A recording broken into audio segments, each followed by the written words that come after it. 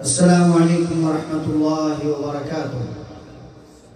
الحمد لله الذي أنزل الكتاب على عبده ليكون للعالمين نذيرا، والحمد لله الذي أنعم علينا بالقرآن الكريم واختارنا من بين الأنام لخدمته ونشره، والصلاة والسلام على من أرسل إلى الناس كافة بشيرا ونذيرا، وعلى آله وأصحابه الأطهار الطيبين الأبرار.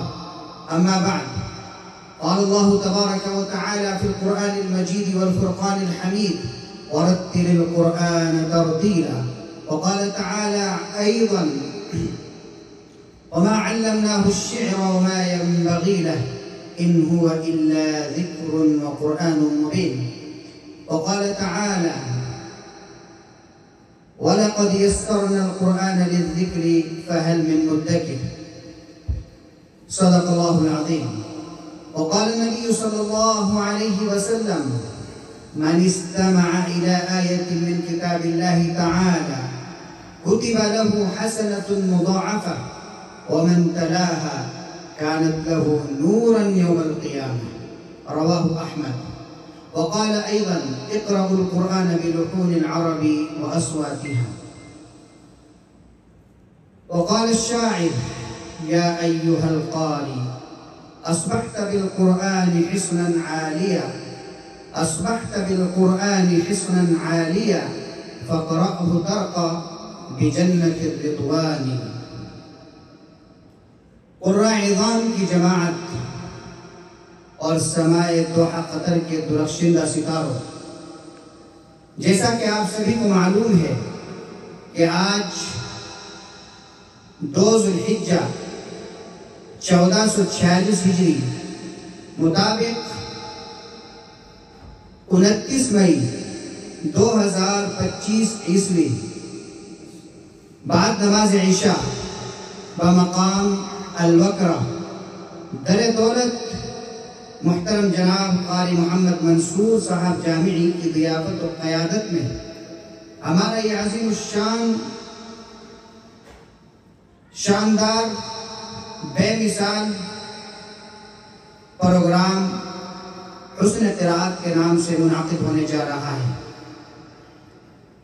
قبل اس کے کہ میں حدیقۃ القرآن میں داخل ہوں، مناسب سمجھتا ہوں کہ آج کے میزبان اور آج کے منتظم جناب قاری محمد منصور صاحب جامعی کا شکریہ ادا کروں اور ان کی خدمت میں ہدیہ تشکر پیش کروں کہ انہوں نے یہ عظیم الشان محفل کا انعقاد کیا اور ہم سب کو یہ موقع فراہم کیا۔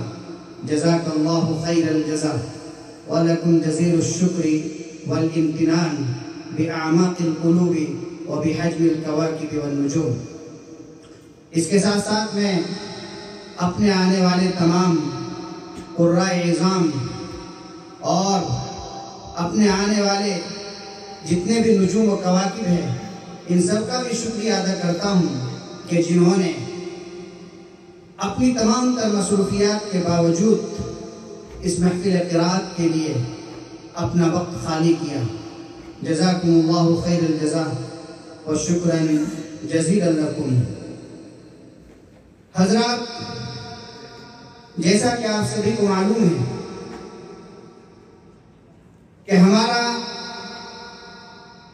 یہ پروگرام آج جو منعقد ہونے جا رہا ہے یہ اس سلسلے کا دوسرا پروگرام ہے۔ اگرچہ اس سے پہلے بھی یہاں پر محفل حسن قرأت کے نام سے مختلف پروگرام منعقد ہوتے رہے ہیں، جو سب پر آیا ہے روز روشن کی طرح، مخفی نہیں ہے، مگر اس بار جو ہم نے یہ ایک بیڑا اٹھایا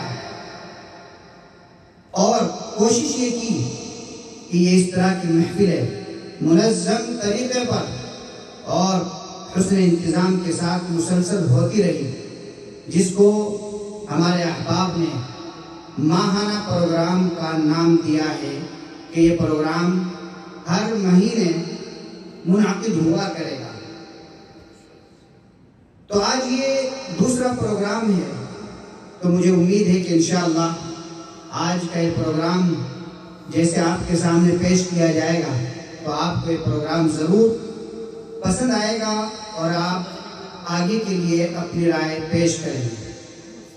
حضرات قرآن اعظام، آج جو ہم پروگرام منعقد کرنے جا رہے ہیں یہ ایک عظیم مناسبت ہے، اور وہ ہے قرآن پاک کی مناسبت۔ قرآن پاک وہ مقدس کتاب ہے جو اللہ تبارک و تعالیٰ کی طرف سے پیارے نبی محمد صلی اللہ علیہ وسلم پر نازل ہوئی ہے۔ قرآن کریم وہ مقدس کتاب ہے جو آب حیات ہے۔ قرآن کریم وہ مقدس کتاب ہے جو ایک نسخہ کیمیا ہے۔ قرآن کریم وہ مقدس کتاب ہے جو لوگوں کے لیے شفا کی حیثیت رکھتی ہے۔ قرآن کریم وہ مقدس کتاب ہے جو لوگوں کے لیے رشد و ہدایت ہے۔ قرآن پاک وہ کتاب ہے کہ جس نے چیلنج کرنے والوں کو عاجز اور پریشان و متحیر کیا۔ قرآن پاک وہ ایسی کتاب ہے کہ جس کے الفاظ کے مقابلے میں کوئی الفاظ تیار نہ کر سکا۔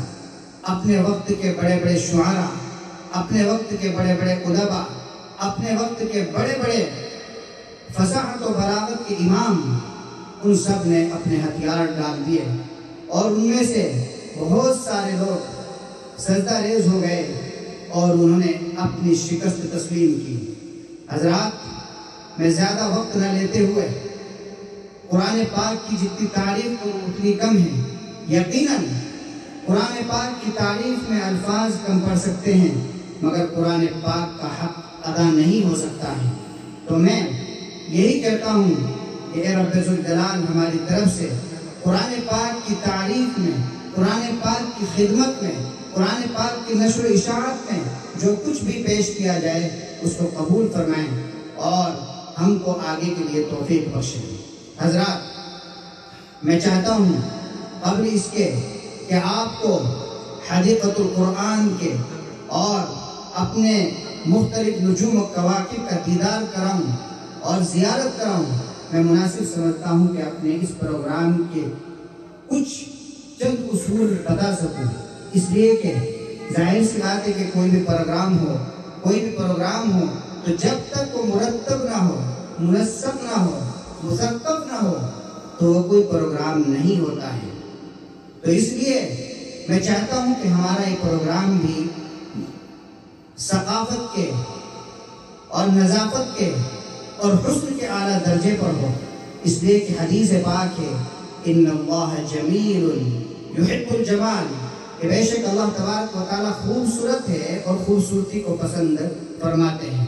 اور ہمارے جو نجوم و کواکب ہیں یہ بھی ماشاءاللہ ایک سے بڑھ کر ایک حسین ہے، خوبصورت ہے، اور آج تو بطور خاص اس پروگرام کے لیے انہوں نے جو خاص تیاریاں کی ہیں ماشاءاللہ چہرے بھی چمک رہے ہیں، دمک رہے ہیں، اور آج جو آپ کے اندر نشاط ہے، جو آج بیداری ہے، اس سے پہلے اس طرح کی بیداری دیکھنے کو بہت کم ملی ہے۔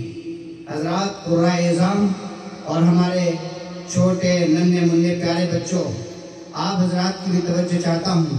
آپ ہمارے مستقبل کے ستارے ہیں، آپ ہمارے مستقبل کے معمار ہیں، آپ ہمارے مستقبل کے کہکشاں ہیں، ستارے ہیں۔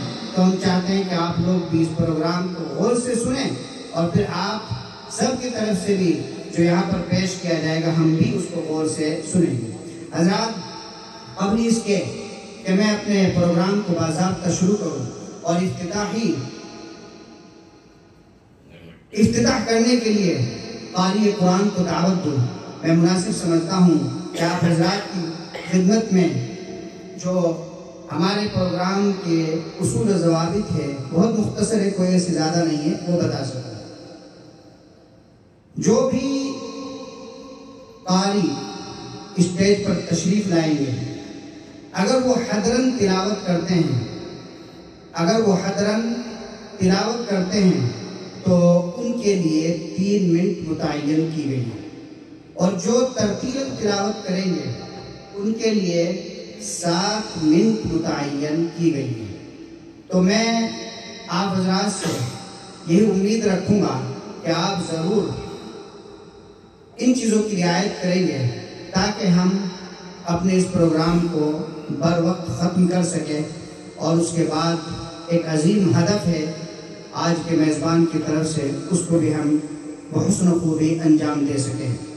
تو ایک تو بات یہ ہے، دوسری بات یہ ہے کہ ہمارے جو مسئول العلاقات العامہ ہے جناب محترم قاری امیر عالم صاحب، آج انہوں نے ایک گھنٹی کا بھی انتظام کیا ہے، بیل کا بھی انتظام کیا ہے۔ اگرچہ ہمارے قاری منصور صاحب نے کچھ عدم رغبت کا اظہار کیا تھا، اس لیے کہ وہ لمبی تلاوت کرتے ہیں، پھر ان کو موقع نہیں ملے گا، تو وہ گھنٹی لے کر آ گئے۔ اب مجھے نہیں پتا ہے کہ وہ مجھ سے گھنٹی بجوا کے میرا کیا انجام کرائیں گے، اللہ ہی جانتا ہے، لیکن چونکہ پروگرام کا ایک حصہ ہے تو میں یہ چاہتا ہوں کہ آپ کے احترام میں، آپ کی تقریب میں، آپ کے اعزاز میں وہ گھنٹی نہ بجاؤں، آپ لوگ اپنے وقت پر اپنی تلاوتوں کو مکمل کریں، تو یہ بہتر ہوگا میرے خیال میں۔ تو اس سے انسان کے لیے آگے کی راہیں ہموار ہوتی ہے، اور اگر کسی پروگرام میں کچھ حدود متعین ہو تو اس میں بھی یہ چیز کرنے کا موقع ملتا ہے۔ حضرات، اب میں